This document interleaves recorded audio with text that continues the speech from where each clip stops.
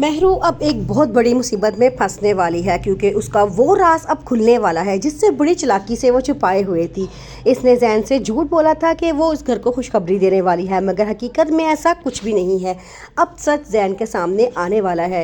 महरू अब बहुत परेशान है क्योंकि महरू की सास ने ये ऐलान किया था कि वो बहुत जल्द ये घर महरू के नाम करने वाली हैं, क्योंकि महरू ने कहा था कि अगर उन्होंने ये घर उसके नाम ना किया तो वो होने वाले बच्चे को इन लोगों से महरूम कर देगी और यहाँ से लेके कहीं दूर चली जाएगी। इसकी ब्लैकमेलिंग में आके अब उसकी सास का नाम घर करने वाली ही थी कि उनके घर में उनकी दोस्त मिलने के लिए आती है जो लेडी डॉक्टर होती है। जैसे ही वो महरू को देखती हैं तो कहती हैं कि मुझे लगता है कि महरू की तबीयत ठीक नहीं है, मैं इसका चेकअप करना चाहती हूँ। अब ये बात सुन के महरू भी बहुत परेशान हो जाती है क्योंकि वो समझ चुकी है कि अब उसका झूठ ज़्यादा देर चलने वाला नहीं है। डॉक्टर को साफ पता चल जाएगा कि उसने झूठ बोला था। सारा के शादी से इनकार पर अब सब घर वाले बहुत परेशान हैं। अदील अपनी वाइफ से कहता है कि आप जाके उससे पूछो कि असल बात हुआ क्या है। ज़ारा के शादी से इनकार पे सब घर वाले बहुत परेशान हैं।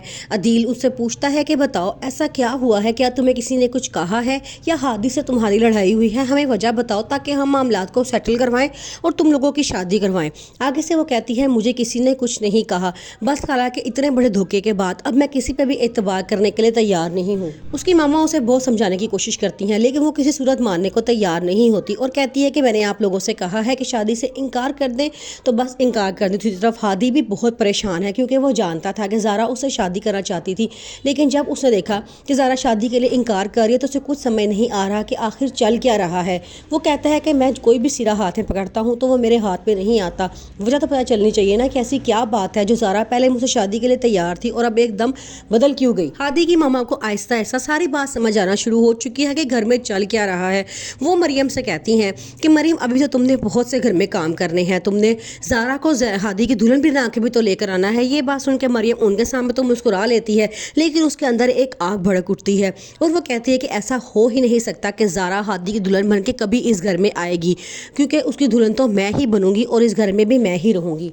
मरियम बहुत चालाक लड़की है, वो बड़ी चालाकी से हादी और ज़ारा के दरमियान इतनी गलत फहमियाँ पैदा कर देती है कि वो दोनों अब देखो शादी के लिए तैयार नहीं है। ज़ारा को समझ नहीं आ रहा कि वो क्या करे और किस तरह शादी से इनकार करे, जबकि हादी बहुत परेशान है क्योंकि वो ज़ारा से ही शादी करना चाहता है और चाहता है कि वजह मालूम की जाए कि ज़ारा क्यों इनकार कर रही है, लेकिन उसे कुछ समझ नहीं आता। आखिर महरू अपने मकसद में कामयाब हो ही जाती है। उसकी सास फैसला कर लेती है कि वो अपना घर महरू के नाम कर देंगी।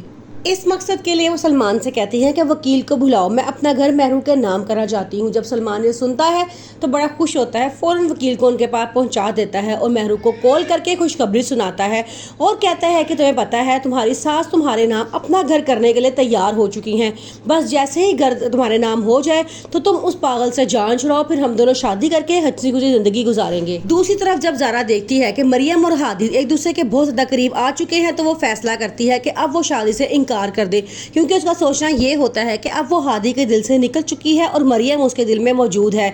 दूसरी तरफ मरियम ने उन दोनों के दरमियान इतनी गलत फहमियां पैदा कर दी हैं कि उनकी दीवारें गिराना बहुत मुश्किल हो चुका है।